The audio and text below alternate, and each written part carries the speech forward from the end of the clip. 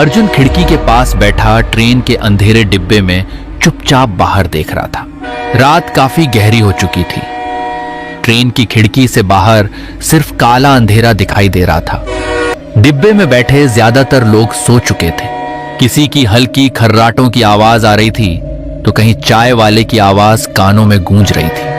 अर्जुन ने अपनी मोबाइल देखी। रात के 1:45 बज चुके थे। उसने एक गहरी सांस ली। कितने साल बाद दादाजी के गांव जा रहा हूँ। अरे बेटा, तुम कहाँ जा रहे हो?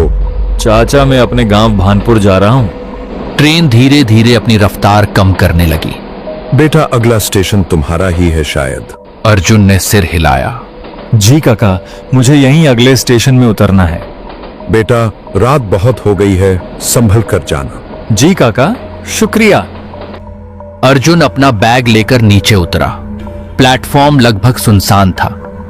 कुछ टिमटिमाती लाइटें, दूर बैठे 2-3 कुत्ते और स्टेशन मास्टर के कमरे से आती हल्की रोशनी, बस इतना ही। उसने पीछे घूम के ऊपर लगी घड़ी की ओर देखा। ठीक रात के 2 बजे थे। यहां सन्नाटा भी जैसे आवाज करता था। अर्जुन प्लेटफॉर्म से बाहर की ओर बढ़ा। उसे उम्मीद थी कि बाहर कोई ऑटो मिल जाएगा और वह सीधे दादाजी के गांव पहुंच जाएगा। लेकिन बाहर आकर उसका चेहरा उतर गया। पूरा स्टेशन रोड खाली पड़ा था। दूर दूर तक बस अंधेरा ही छाया हुआ था। अर्जुन ने इधर उधर देखा। स्टेशन के बाहर फैली सुनसान सड़क को देखकर उसके मन में हल्की बेचैनी होने लगी। इतनी रात हो गई पर स्टेशन पर एक भी ऑटो नहीं। अब गांव तक कैसे जाऊंगा? अर्जुन ने एक गहरी सांस ली और सड़क के किनारे खड़े होकर चारों तरफ देखने लगा। कितनी देर और इंतजार करूंगा?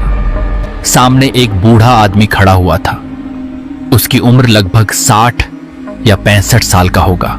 बाबा, यहाँ से भानपुर जाने के लिए कोई ऑटो मिलेगा क्या? बूढ़ा आदमी कुछ सेकंड तक उसे बिना पलक झपकाए देखता रहा, फिर धीमी आवाज में बोला, बेटा, रात के 2 बजे यहाँ कोई ऑटो नहीं मिलता। अर्जुन थोड़ा असहज हो गया। लेकिन मुझे गांव पहुंचना बहुत जरूरी है। दादाजी अकेले हैं, उन्होंने ही बुलाया है। बूढ़ा आदमी ने हल्की मुस्कान दी, लेकिन उस मुस्कान में कुछ अजीब था।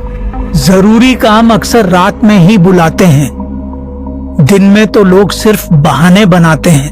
अर्जुन उसकी बात सुनकर थोड़ा चौंका, लेकिन चुप रहा। तो अब क्या करूं चाचा? गांव यहाँ से कितना दूर है? ज्यादा दूर नहीं, अगर हिम्मत हो तो पैदल चला जा सकता है। अर्जुन ने पीछे मुड़कर सुनसान सड़क की तरफ देखा। बेटा, जाना है तो जल्दी चलो, देर मत करो। उसने बैग को थोड़ा कसकर पकड़ा और बूढ़े आदमी की तरफ देखा। अगर पैदल जाना ही पड़े तो मुझे रास्ता बता दीजिए चाचा। बूढ़ा आदमी ने हल्का सा मुस्कान दी, जैसे वह पहले से यही जवाब सुनने का इंतजार कर रहा हो। रास्ता बताने से बेहतर है मैं खुद साथ चल देता हूँ। रात गहरी है और इस रास्ते को हर कोई नहीं समझ पाता। नहीं चाचा, आप क्यों तकलीफ करेंगे? बेहतर होगा आप मुझे रास्ता बता दीजिए।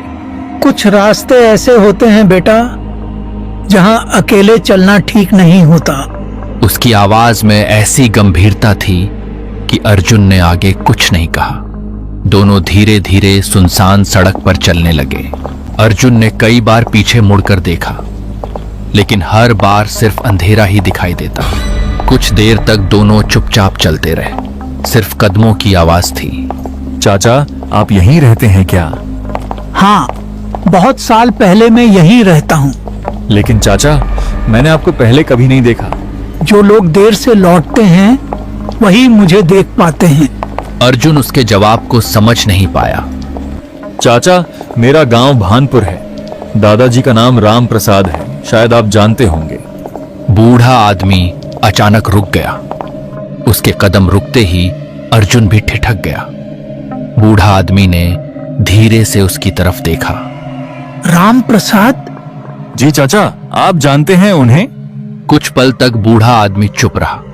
बहुत पुराने आदमी हैं, बहुत कुछ देखा है उन्होंने और बहुत कुछ छुपाया भी है। छुपाया? क्या मतलब?